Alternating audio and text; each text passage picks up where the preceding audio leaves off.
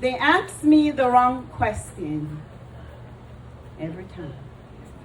They ask me, who do you think you are to speak like that, to walk like that, to look like that, to behave like that, to take up space like the air was already mine before I entered this space? And every time they ask that question, I realize something. People only ask that when they expect you to stay quiet, you see. Silence was the first inheritance they handed my bloodline. Silence in classrooms, silence in courtrooms, silence in schoolrooms, silence with our legs open while they lick our essence from their fingers, silence in choking, spitting, hanging, silence in history books that tell half the story and call it true. But silence never sat well in this body, you see. I learned early that silence does not keep you safe. Silence only keeps other people comfortable. My grandmother knew this. She carried the weight of a house and a paycheck that barely recognized her name. Still, she stood at a stove like a pulpit, feeding children with the stubborn belief that survival could turn into something larger.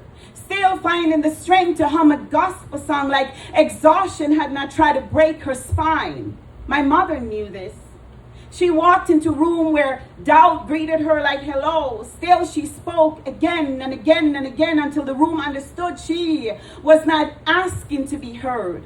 She was deciding, this is who I am and me.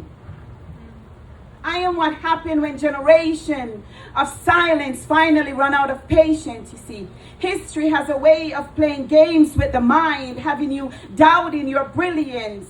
Fear sitting in the shoulders, in the jaw, in the way some of us walk, like the ground might disappear if we hesitate. But I never hesitate. Because somewhere down my bloodline, someone survived something that they were never meant to survive. Someone crossed the river of grief and said, my children will not live this small. Someone looked at a future that had no mercy and said, build anyway. And that courage did not disappear. It multiplied. It cut through betrayal, through bone, through blood, through breath, until it arrived here. Inside a woman standing on the stage, refusing to lower her voice. So when they whisper, who does she think she is? To speak like that, to write like that, to exist like that, I answer boldly. I am the consequence of everything history tried to bury and failed. When someone says, you're too much, I nod and said, thank you. Because too much is what they call women who refuse to lower their voices. Too loud, too bold, too angry, too unwilling to pretend that history is more important than truth. Let me tell you something about truth. Truth does not knock politely. Truth will kick the door open and drag history into the light and dares the room to look at it. And today I am not here to decorate silence. I'm here to break it. Because every time someone like me stands on a stage like this, somewhere an ancestor exhales. Somewhere a woman who never got the chance leans forward through time and said, finally. Finally someone said it. Finally a queen picks up her crown. Finally a daughter remembers she was never meant to live quietly. So if your presence makes them uncomfortable, good. Truth is uncomfortable. Growth is uncomfortable. Comfort never changed the world, but courage did. And today, courage look like this, courage talk like this, courage behave like this, courage live like this. So when they roll their eyes and when they smile halfway, when they ask, who do you think you are? Pause. Adjust your crown. And answer the only way your beautiful, exquisite, unique, melanated heart know how. I am the birthright of greatness. I am the face of freedom. I am the evidence that every attempt history tried and made to erase us has failed.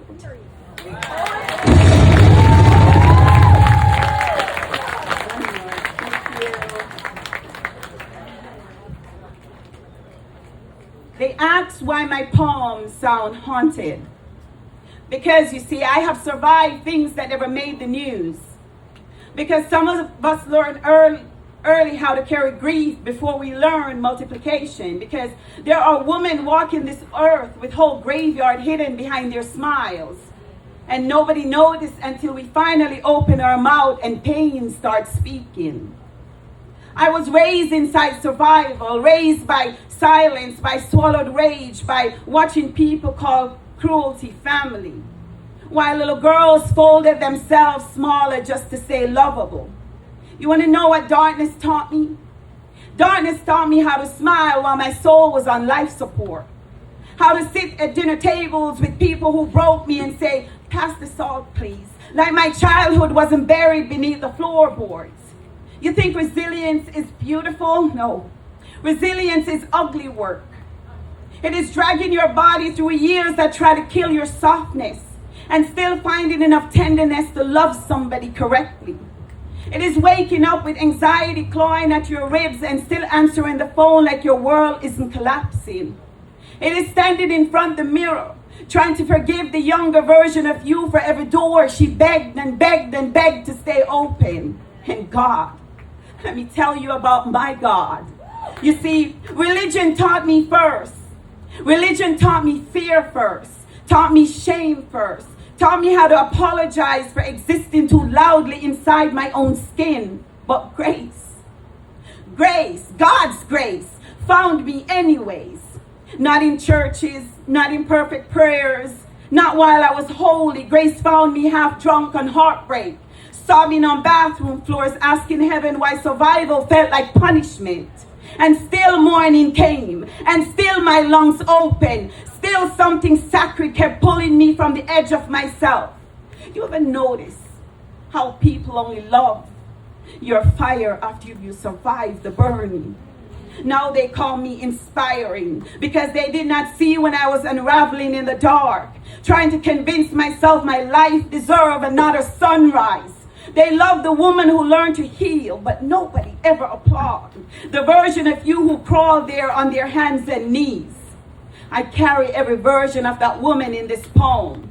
The little girl, the grieving mom, the body full of bruised prayers, the fighter, the almost quitter, the woman who still shakes sometime when love gets too gentle. I carry her all, and listen to me carefully. There's nothing weak in surviving your own mind. There's nothing weak about choosing softness. There's nothing weak about grief. Grief is love with just nowhere to go. And some of us have loved people so deeply we have resurrected ourselves after they've left. So no, I did not come here tonight to sound polished. I came here to tell the truth. The kind of truth that sits heavy in your chest when the light goes off and you finally have to face yourself without the performance. Because every single person in this room is carrying something, a wound, a regret, a hunger, a loneliness, a disguise with ambition. And maybe that is why poems matter. Because sometimes a stranger grabs a microphone and bleed honesty enough to remind you your suffering has a pulse outside your body. Tonight I am not here to sound pretty. I want this poem to leave fingerprints on people. I want somebody driving home tonight to pull over halfway there because a line hit too close to home. I want the woman who thinks she's hard to love to hear me clearly. You survived every version of hell they swore would destroy you. And you are still here, still breathing, still carrying light inside a world that tried to teach you darkness was your permanent address. Look at you. Still rising like smoke in your lungs and fire in your hands. Look at you. A queen, radiant in the aftermath of her survival. Look at you. The miracle they never saw coming.